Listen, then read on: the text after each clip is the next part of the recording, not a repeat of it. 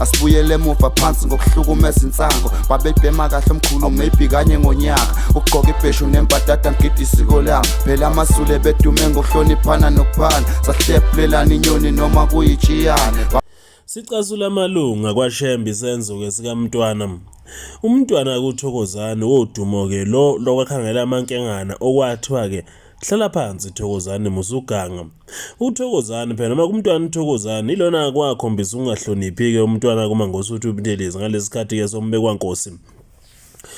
Osukwinikelwa izolo umntwana kuThokozane ubonakaleke nesithangamike sabezindaba njengoba ke sohlangothini lalabo abasohlangothini likaMntwana kuzonda amagwala uSimakade kaZwelithini. Umntwana kuThokozane uswakaleke ebuza izintatheli ke ngodlame ezibuza ukuthi ke njengoba nilapha nje ke niyombiza nini uNkulunkulu wenu ke lona kobhoshayo ohluphuthi. Umntwana uThokozane ubebuza ke mayelana ke nenkosi ke yamaNazaretha yasebuhleni umntwana kuMduduzi noma ke njeke lapha inkosi kuMduduzi Shembe. uThokozane lombuzo wakhe kubeka usucasula amalunga amaningi ngebandla lamaNazaretha njengoba amaningi ebeke sephumela kobala ethi ke ngelinye ilanga uyofuna uyohamba kaza liqede lelizwe efuna ke intethelelo ngesenzo ke sakhe sokudelela ke njeke lapha inkosi yamaNazaretha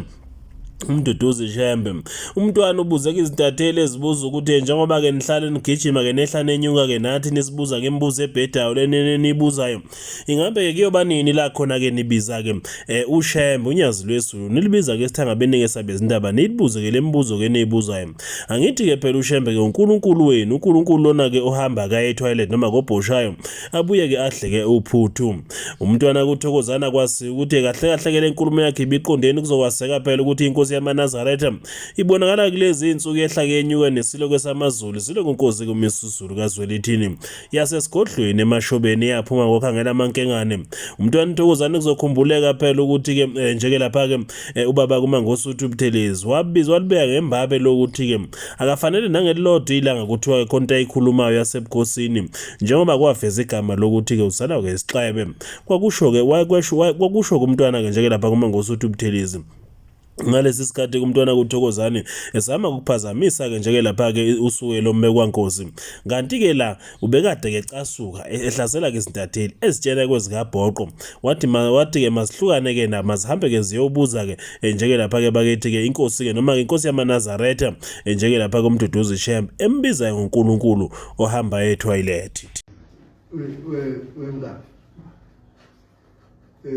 Uyazi nolibizela le esithangabeni sendaba uthi alize isithangabeni wakwayibona ngizama cha bathi njengoba ukhuluma lapha nokhuluma isishayela basisophela ngithi mina onyazi ngithi nithi uNkulunkulu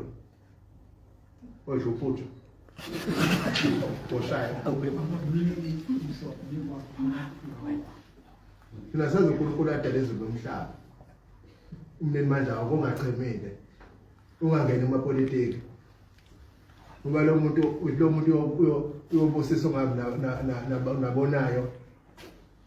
ungahlangana lento engasilo sile into engasile amanzi ahlala namafutha ngithi unyazi nokubiza nenike ngisho lesolifakeni lolu daba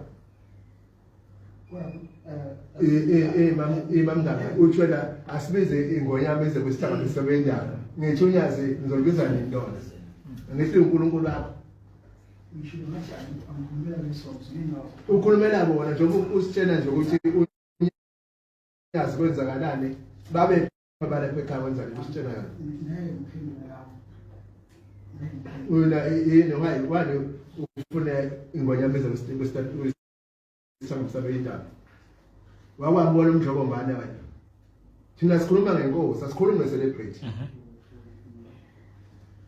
sikhuluma ngesilo thina Nkosi yosela Nkosi yohlanga wakwambona umjobo mbane esesithangabeni sendaba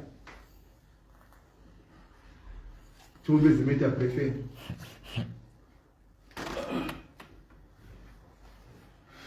manje ke ningasifuzi bafowethu izinto ezineziyo